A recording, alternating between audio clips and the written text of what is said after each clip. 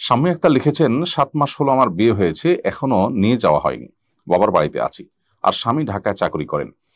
আমার বাবা মা চান আমি বাবার এলাকায় চাকরি করে বাবার বাসাতেই থাকি, এজন্য আমাকে প্রতিনিয়ত চাপ প্রয়োগ করা হয়। কিন্তু আমি চাই আমার স্বামীর সাথে থাকতে। এমত অবস্থা আমার করণীয় কি? বোন শাম্মী আক্তার, বাবা মা আপনাকে যে আদেশ করছেন, সে আদেশটা কোনো ন্যায্য নির্দেশ নয়। অতএব বাবা মার এরকম আদেশ পালন করা আপনার জন্য আবশ্যক নয়। বিবাহের পর আপনি স্বামীর অধীনস্থ এবং স্বামীকে আপনি অভিভাবক রূপে গ্রহণ করে তার সাথে আপনি সংসার করবেন এবং তার সাথে আপনি বসবাস করবেন। বাবা মা যদি এক্ষেত্রে আপনাকে বলেন যে না, আপনি বাবা মার এলাকাতে থাকেন এবং চাকরি করে তাদেরকে টাকা পয়সা দেন, স্বামীর কথা না শুনেন, স্বামীর সাথে তার এলাকাতে বা তার বাসায় না থাকেন, তাহলে বাবা মার এই চাওয়াটা অন্যায্য চাওয়া। বিবাহের পর এটা স্বামীর প্রতি এক ধরনের অবিচার।